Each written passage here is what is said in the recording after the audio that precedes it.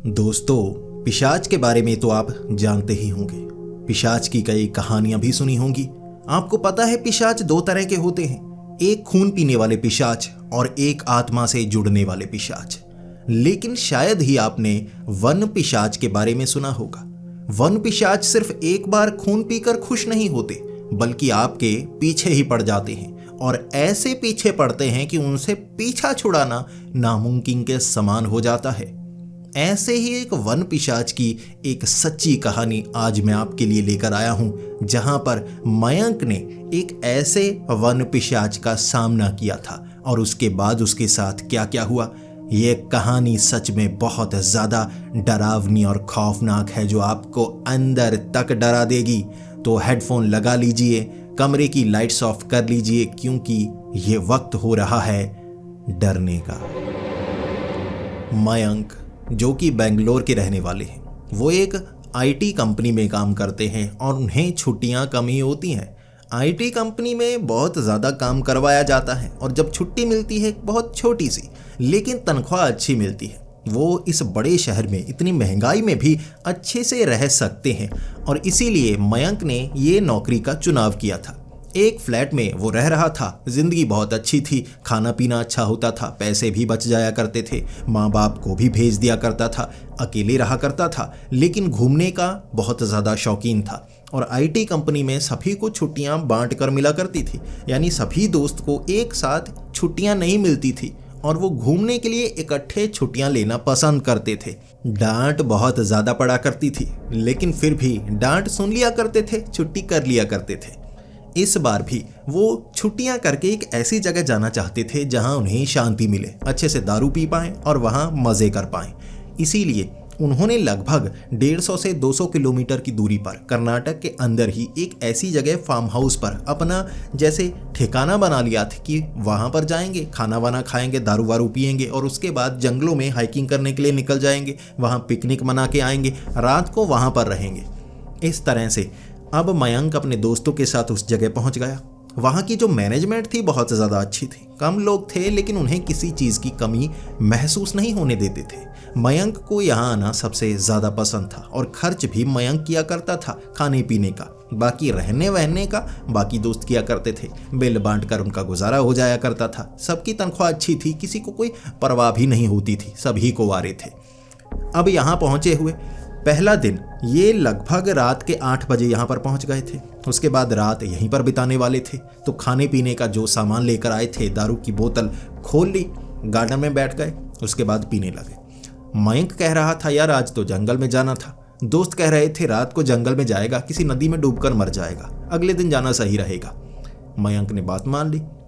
चढ़ी हुई थी तो बहुत अजीब सी बातें कर रहे थे, ये कर देंगे, वो कर देंगे, जंगल को जला देंगे, हम यहाँ पर आईटी कंपनी बनाएंगे, यहाँ सबसे अच्छा है, हम मालिक बनेंगे, नौकर बनकर कब तक रहेंगे, हम इसे खरीद लेंगे, ये जो फार्म हाउस है ना खरीद लेंगे। मैनेजर से लड़ने लगे, बता कितने का बेचना है। वो कह रहा था मैं मालिक थोड़े ना हूँ। इतनी सारी लड़ाइयाँ उन्होंने की। उसके बाद निष्कर्ष क्या निकला, वहीं पर गिर गए जब पूरी बोतल खत्म हो गई। अगली सुबह उठे, फिर माफ़ी मांग रहे मैनेजर से। मैनेजर थोड़ा गुस्सा था, रात को जैसे झगड़ा किया था उन्होंने, और मैनेजर अब उनसे थोड़ा कम बात कर रहा था। उन्होंने सोचा सुबह सुबह अब जंगल में जाते हैं, यहाँ उससे झगड़ा हो गया है और वैसे भी वो थोड़ा घूर घूर के देख रहा है, दोबारा हम यहाँ पर नहीं आएंगे, बाहर चलते हैं, बाहर खा पी कर आएंगे, जंगल में कुछ ना कुछ मिलेगा ना, जंगली चीज़ें खाएंगे जैसे Bear Grylls Man versus Wild में खाता है। सभी दोस्त जंगल में चले गए। अब वो जो जंगल था वहाँ जानवर भी काफ़ी ज़्यादा थे। ये रिजर्व फॉरेस्ट नहीं था, ये खुला था जहाँ पर खतरा ज़्यादा हो सकता था। इस फार्म हाउस का एक खास इलाका था जो बाड़े के जरिए ना चारों तरफ से बंद था। यहाँ हाइकिंग करने के लिए रास्ता बना हुआ था कि जंगल के बीच आप घूम फिर सकते हैं, जानवर आने का कोई सवाल ही नहीं था। लेकिन वो अब इस जगह पर नहीं जाना चाहते थे झगड़े के कारण। वो खुले जंगल में जाना चाहते थे, वहाँ खतरा ज़्यादा हो सकता था। टेंट वेंट उठाए, उन्होंने बाहर की तरफ निकल पड़े। बाहर जाने वाली कोई गाड़ी भी नहीं मिली, जैसा कि उस रिजर्व फॉरेस्ट में था, बाकी बाहर वाले जंगल में ऐसा नहीं था। तो चलकर जाने लगे, बड़े बड़े बैग पीठ पर टांगे हुए, जंगल के अंदर जाते हुए, रास्तों की पहचान करते हुए। कई जगह पगडंडियां थी। अब आसपास के गांव में कई लोग थे जो जंगल में जाया करते थे लकड़ी काटने के लिए या वैसे हाइकिंग करने के लिए। कई का शौक होता है शिकार करने के लिए। अब मयंक अपने ये दोस्तों के साथ काफ़ी घने जंगल में अंदर तक पहुंच गया। अंदर जाकर उन्हें रास्ते का भ्रम होने लगा। पहले सोच रहे थे रात होने से पहले पहले ना वापस आ जाएंगे, रहेंगे वहाँ पर, लेकिन खाएंगे पिएंगे यहाँ, पिकनिक मनाएंगे, टेंट वेंट लगाकर दोपहर की धूप में सोएंगे। दोपहर तक ऐसी जगह पर पहुंच चुके थे जहां टेंट लगाया ही नहीं जा सकता। अब इतने घने जंगल में हर जगह झाड़ियाँ, कांटे, कुछ जानवरों की आवाज़ें, वहाँ गंदगी पड़ी हुई, काफ़ी ज़्यादा बदबू, तो ऐसी जगह टेंट वो लगा नहीं पा रहे थे और घूमते घूमते दोपहर तक ऐसी जगह ही ढूंढ पाए और भटक गए थे।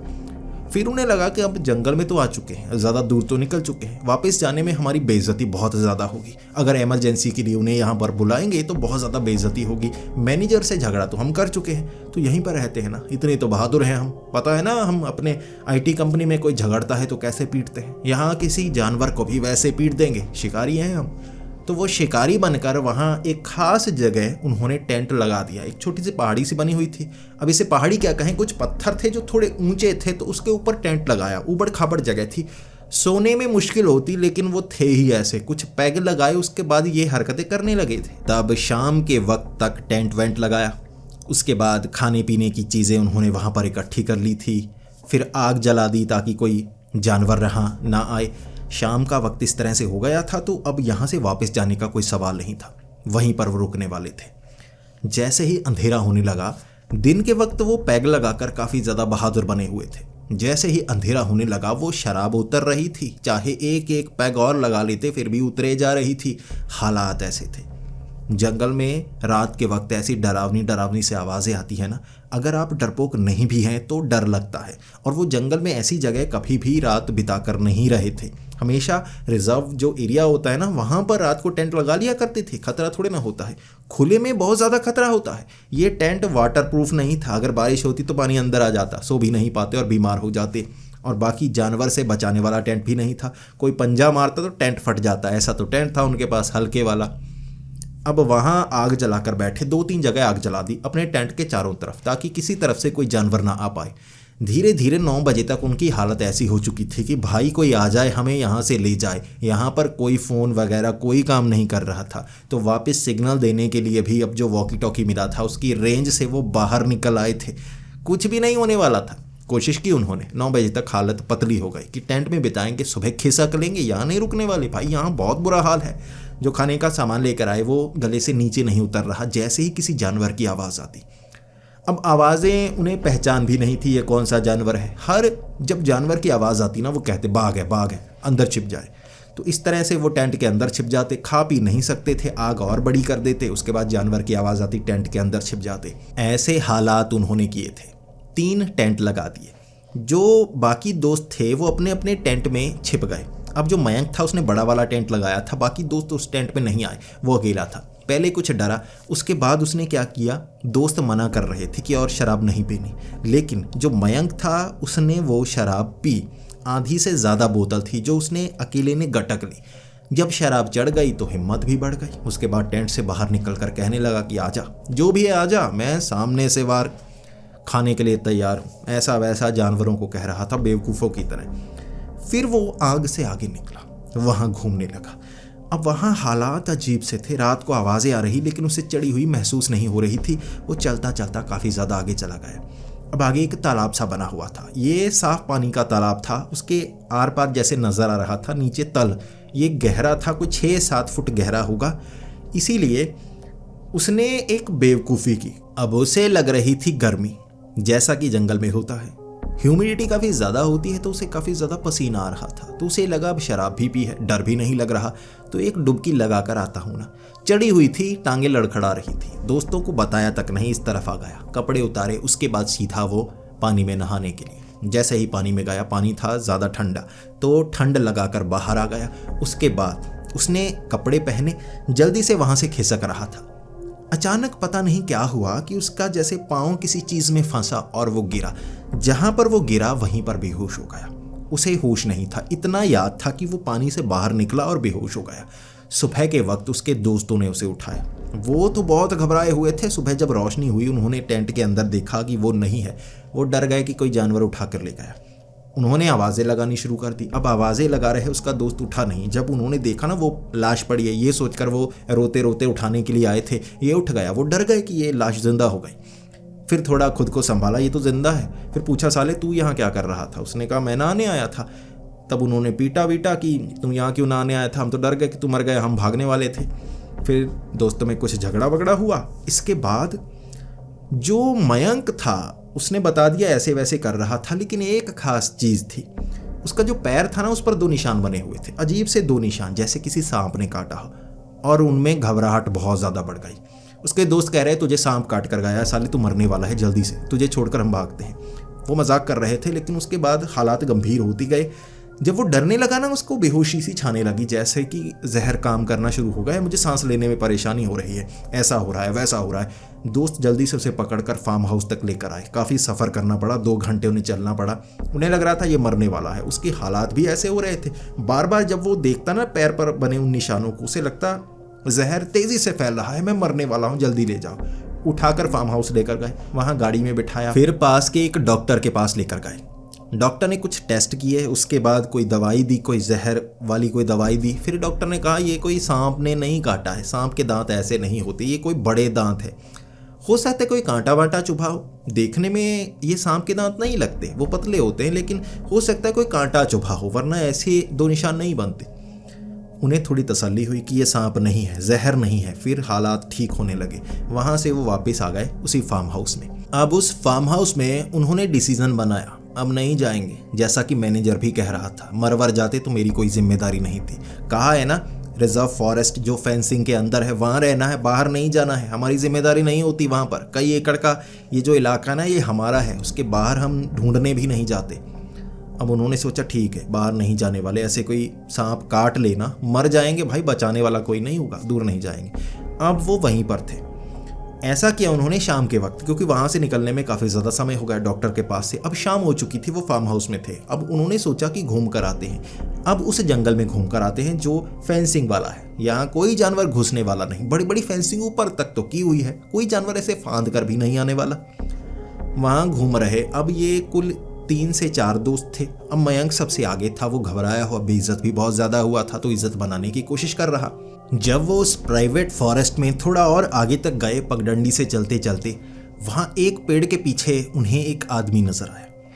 ऐसा लग रहा था वो आदमी उनसे छिप रहा हो, बार बार पेड़ के पीछे चला जाता। वो थोड़ा आगे चल कर गए, उन्होंने पीछे मुड़कर देखा, वो झांक तो रहा था, फिर डरकर जैसे पीछे हो गया। इसके बाद उन्हें लगा कि हमारी तरह किसी और कमरे में और कोई भी रहने वाला होगा ना, यहाँ घूम रहा होगा, और हमें देखकर थोड़ा डर गया ऐसे अंधेरे में। तो वो आगे चले गए। जब वो आगे पहुंचे, काफ़ी आगे, एक और पेड़ के पीछे वैसा ही आदमी, जैसे जंगल के पीछे भागता भागता किसी पेड़ के पीछे निकल आया हो। तो उन्होंने आवाज़ लगाकर कहा, भाई साहब बाहर आ जाइए, इस तरह छिप क्यों रहे हो, हमारा पीछा तो नहीं कर रहे। उन्होंने ये कहा तो वो पीछे पेड़ के छिप गया। उन्हें लगा ये तो छिप गया, शायद कोई गड़बड़ है, शायद कुछ चुराने वुराने वाला तो नहीं, कोई फेंसिंग से फांद कर आ गया। तो उन्होंने घेरने की कोशिश की। अब 3-4 तो थे, 2 इधर गए 2 इधर गए। पेड़ के पीछे जब देखने वाले थे, पेड़ के पीछे उन्हें कोई नहीं दिखा, जैसे वहाँ कोई मौजूद ही ना हो। वो कब भागा, कहाँ से गया, उन्हें नहीं पता लगा। पेड़ के ऊपर देखा, वहाँ नहीं, पीछे नहीं, तो कहाँ गया। फिर वो थोड़ा सा डर गए कि ये चोर वोर हो सकता है, कहीं बाहर से आया हो, हमें पूछ कर आना चाहिए एक बार मैनेजर से। उन्होंने क्या किया, वो 2-2 3-3 ऐसे बंट गए। 2 थे वो सीधा पीछे पूछ कर आना चाहते थे। अब ये 3 बचे थे, इनमें मयंक भी था, वो वहाँ थोड़ा आगे घूम रहा है कि तुम पूछ कर आओ। अब मयंक उनके साथ था और अचानक वो आदमी आगे पेड़ के पास नजर आया। तो उन्होंने सोचा कि भाग कर पकड़ते हैं, कोई चोर वोर ही होगा, हमसे छिप रहा है, यानी कि कुछ गड़बड़ है। तो उन्होंने पकड़ने की कोशिश की और उन्हें ये पता ही नहीं चला कि पीछे जो मयंक था वो कब बेहोश हो गया। 2 पकड़ने के लिए आगे गए, वो कहीं पीछे पेड़ में गायब हो गया। अब अंधेरा तो ज़्यादा था, उनके पास टॉर्च वॉर्च तो थी नहीं, लेकिन अब पीछे मयंक उन्हें बेहोश मिला। जब उन्होंने मयंक के पास आकर देखा, मयंक को जगाने की कोशिश की, वो होश में नहीं आ रहा था। उन्हें डर लगा कि इस पर किसी ने हमला तो नहीं किया या किसी जानवर ने काटा वाटा तो नहीं। जल्दी से उठाकर लेकर जाते हैं। अब दोनों कंधे पर उठाकर ले जा रहे मयंक को।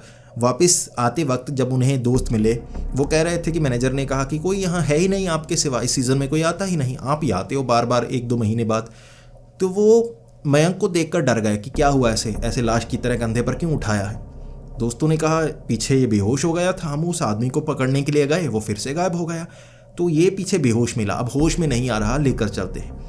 अब वो लेकर गए फार्म हाउस में, वहाँ पर लिटाया एक बेड पर, जो कि वो रूम्स में बाहर ही रिसेप्शन पर बना हुआ था। वहाँ उन्होंने देखा कि उसकी जो टांग है ना, एक तरफ वाली टांग पर वैसे 2 निशान, जैसे फिर से वैसे सांप ने काट लिया हो। अब उसने एक निक्कर सी डाली हुई थी तो वहां से खून नहीं टपक रहा था, लेकिन ये निशान ताज़ा था, जैसे खून के थक्के भी बन गए थे। ये देखकर वो थोड़ा डर गए, पानी वानी मारा, फिर से उन्हें लगा कि इस पर तो सांप ने काटा होगा। निशान वैसा है, डॉक्टर कह तो रहा था सांप के काटने के निशान नहीं होते, लेकिन वो डर गए कि ये होश में नहीं आ रहा। इसके बाद थोड़ा पानी वानी मारा, वो होश में आ गया लगभग 15 से 20 मिनट बाद। लेकिन वो डरे हुए थे कि निशान फिर से आया है, तू फिर से कहीं गिरा था और तू बेहोश कैसे हो गया था। अब जो मयंक था उसने कहा, मैं बेहोश अचानक ही हुआ, जैसे किसी ने पीछे से धक्का मारा हो। जब धक्का मारा था मैं, उसके बाद मुझे याद नहीं क्या हुआ। फिर वो डॉक्टर के पास लेकर गए। अब अंधेरे का वक्त था, डॉक्टर वहाँ मौजूद नहीं। उसके घर पर दिखाया, चेक किया। डॉक्टर ने फिर से कहा, यह कोई कांटा वांटा चुभा है। बिल्कुल वैसा तुम किसी जगह पर जाते हो जहाँ कांटे वांटे चुभ जाते हैं। ये कैसा निशान है? सांप का नहीं है। सांप के दांत पतले होते हैं जो जल्दी से गड़ते हैं, खून डालता है और निकाल लेते हैं। ऐसे निशान नहीं होते, ये किसी और चीज़ के निशान है। लेकिन डॉक्टर ने यह कहा, यह खतरनाक नहीं है, शरीर में कुछ नहीं हुआ, जैसे पहले था वैसे है, तुम डर रहे हो इसलिए बेहोश हो रहे हो। वो डरपोक ज़्यादा था। फिर वो वापस आ गए। अब मयंक, ये दूसरी रात थी, किसी और जानवर ने काटा था, तो उसे अब डर था कि ये जंगल में ना जानवर है, सांप वाप हो, कोई अजगर ने काट लिया हो, पकड़ कर लपेट लेता हो, कुछ ऐसा करता हो और तुम बचा लेते हो। उसे डर लग रहा था। उसे लगा अब यहाँ से हमें जाना होगा। ये जो जानवर है ना, मुझे काटने के लिए ना कहीं से निकल कर आ जाता है। क्या चीज़ है उसे नहीं पता। फिर उन्होंने क्या किया, अगली सुबह चेकआउट किया। वहाँ से वो निकल गए। अब दोबारा आ गए अपने घर, सभी दोस्त अलग अलग। अब मयंक अपने फ्लैट में था। अब वो अपना इलाज कर रहा कि टांग पर, पैर पर अब 2 निशान बन चुके हैं, 4 निशान बन गए। अब पूरा दिन उसने आराम किया। छुट्टियां थोड़ी ज़्यादा थी, वहाँ ज़्यादा समय बिताना था, लेकिन वो थोड़ा डर कर जल्दी आ गए थे। आज भी छुट्टी थी, पूरा दिन घर में बिताया, टीवी देखा, शराब पी, चिकन खाया, आराम से पूरा दिन निकला। रात के वक्त बालकोनी में, ये 4थी मंजिल थी, 4थी मंजिल पर बाहर झांक रहा। उसे नीचे वाले गार्डन में ना एक आदमी नजर आया। अब ये आदमी देखा देखा सा लग रहा था, बिल्कुल वैसा, थोड़ा लंबा, पतला, सिकुड़ा सा, जैसे उसकी बाजू बहुत ज्यादा पतली हो। नीचे गार्डन में, वहां लाइट कम थी, लेकिन इतना पता लग रहा था कोई आदमी है। और ये वैसा आदमी लग रहा था जैसा उन्हें जंगल में नजर आया था। पहले तो वो थोड़ा डर गया, फिर उसे लगा यहाँ भी वैसा कोई सिकुड़ा सा रहता होगा, ऐसे पतले से। कुछ लोग नहीं खाते भाई, बहुत ज़्यादा डाइटिंग करते हैं मरने तक, तो ये भी वैसा ही होगा। तो वो थोड़ा देख रहा, फिर घबराकर बालकोनी से अंदर आ गया। उसके बाद टीवी देखने लगा। और अब वो दारू पीना नहीं चाहता था, पूरा दिन बहुत ज़्यादा पिया था, हैंगओवर हुआ पड़ा था भाई, सर दर्द कर रहा था, खाना खाने का भी मन नहीं था, तो वो टीवी देखने लगा। अब टीवी देख रहा था, अचानक बाथरूम में एक आवाज़ आई।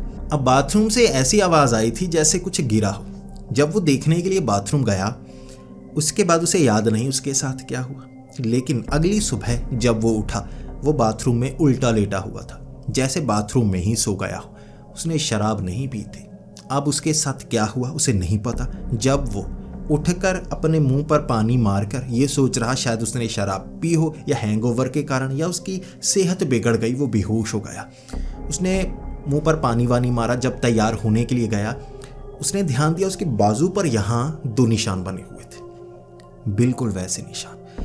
अब वो बहुत ज़्यादा डर गया कि ये कोई अजगर एनाकोंडा तो है नहीं जो इस तरह यहाँ घुसकर मुझे काटने के लिए आया, भाई स्पेशल मेरे पीछे पड़ा है।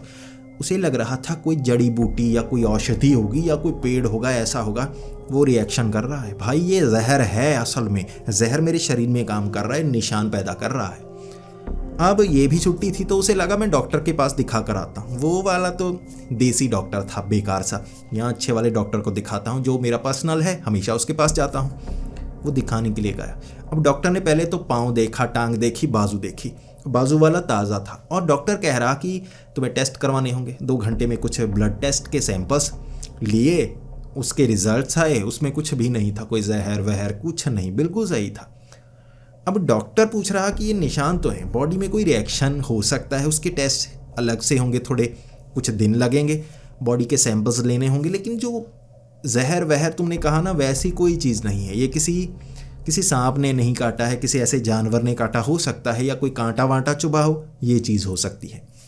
ये सुनकर मयंक को कुछ डर लगने लगा था। मयंक ने पूरी कहानी बताई, ऐसे ऐसे ऐसे हुआ। डॉक्टर कह रहा ये तो कोइंसिडेंस है ना, कोई चीज़ ने काटा होगा, यहाँ घर में भी आ गई हो हो सकता है कोई मकड़ी वकड़ी हो, जैसे कोई मधुमक्खी हो और तुम्हारे बिल्कुल सही साइज की मधुमक्खियां दो काटती हैं, ऐसा कुछ होता होगा, जहर वहर तो है नहीं।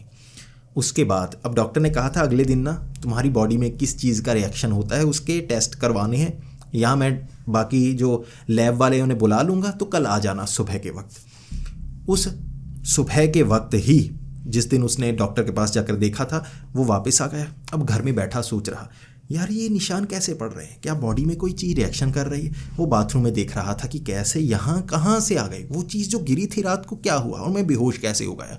उसके पास इस चीज़ का जवाब नहीं था।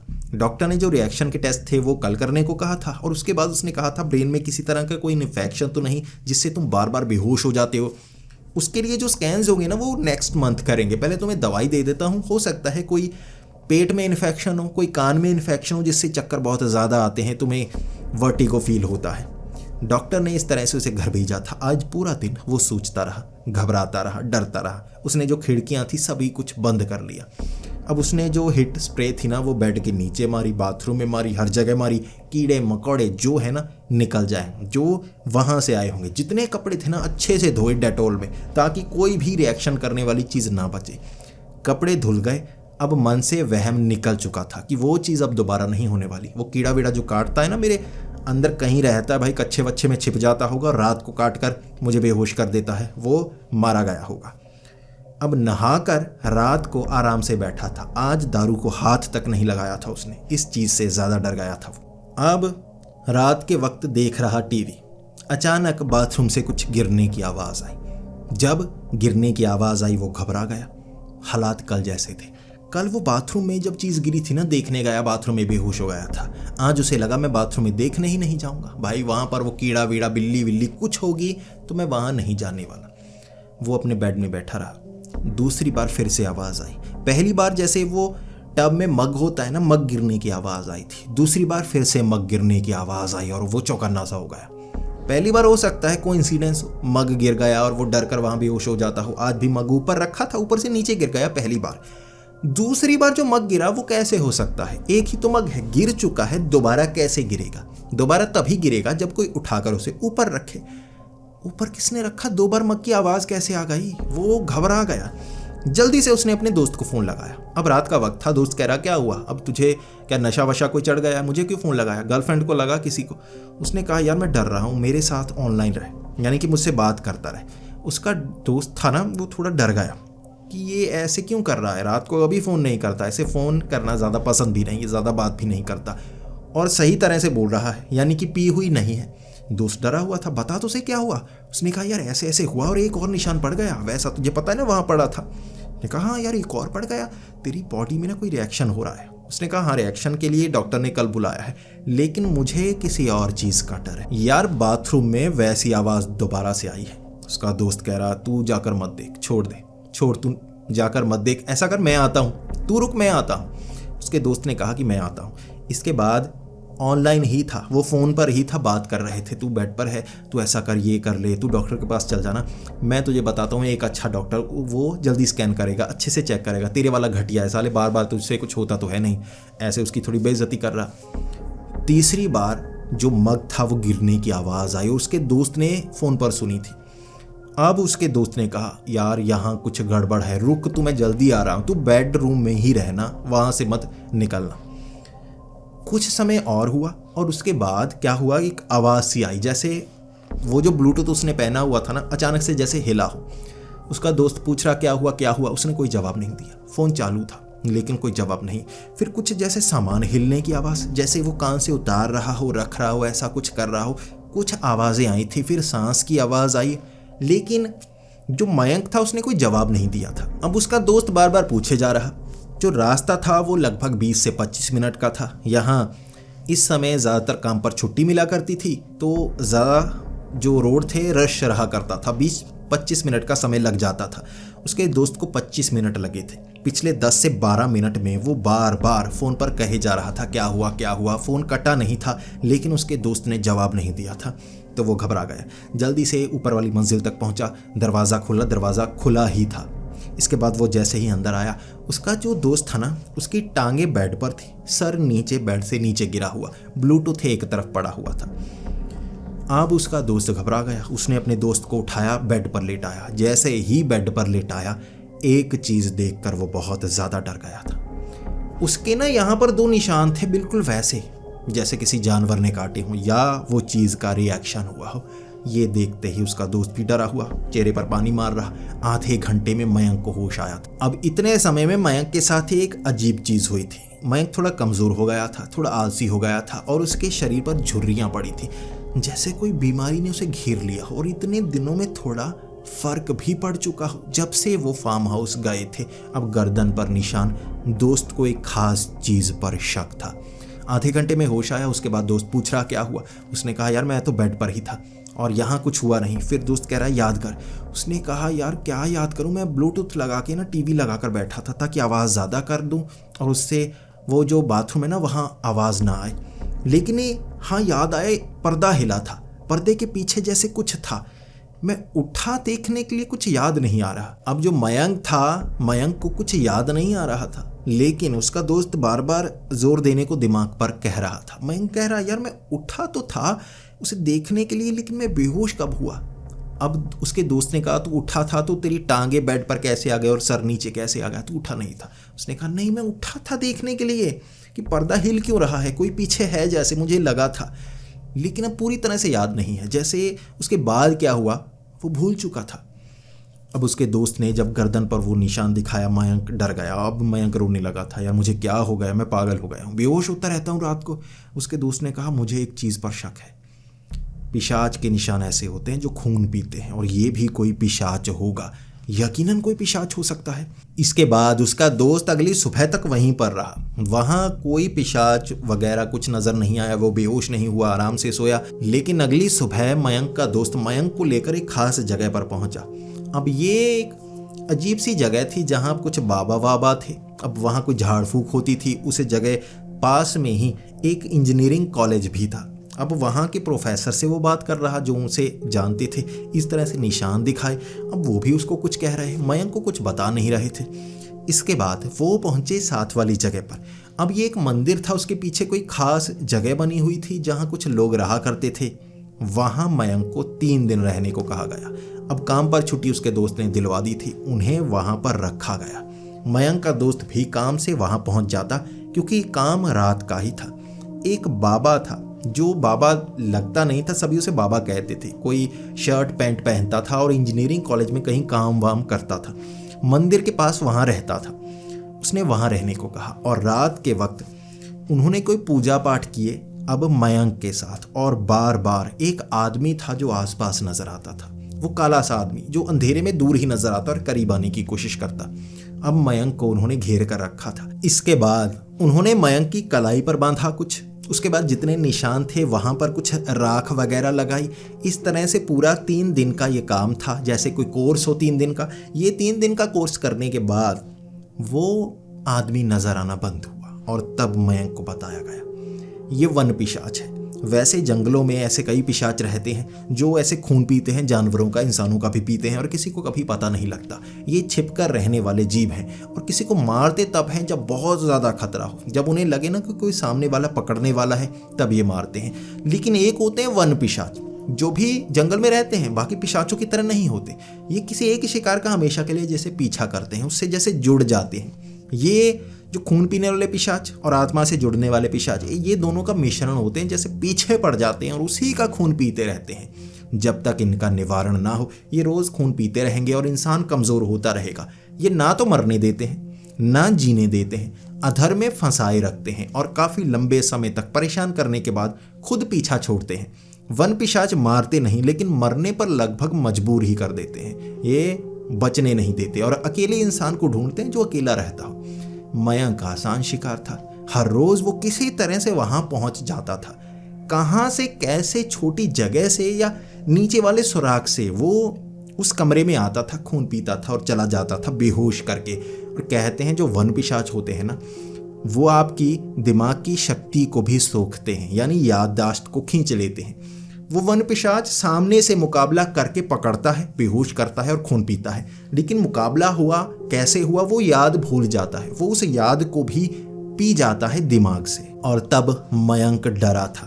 यानी उससे कई बार मुकाबला हुआ था। जो बेड पर वो उल्टा था यानी मुकाबला हुआ था, और कई आवाज़ें आई थी, दोस्त ने सुनी थी, मुकाबला हुआ था उनमें। लेकिन उस वन पिशाच ने जैसे पकड़ लिया, फिर याद पी गया कि मुकाबला कैसा था, उसकी याद रही ही नहीं। लेकिन अब उस वन पिशाच से पीछा छूट गया था और मयंक अब आज़ाद था। इस तरह से कुछ दिनों बाद मयंक की सेहत सुधरने लगी, कोई नया निशान नहीं आया, पुराने निशान भरने लगे। लेकिन एक याद रह गई कि वन पिशाच से मुकाबला हुआ था। कैसे हुआ था वो याद नहीं रहा, लेकिन एक जानकारी मिली, वन में ऐसी खाली जगह हमें अकेले नहीं जाना चाहिए, बहुत ज़्यादा खतरा होता है। वो खतरा सिर्फ जानवर नहीं होते, ऐसे जीव भी खतरा बनकर जंगलों में रहते हैं। तो दोस्तों, आप वन पिशाच पर क्या कहना चाहेंगे?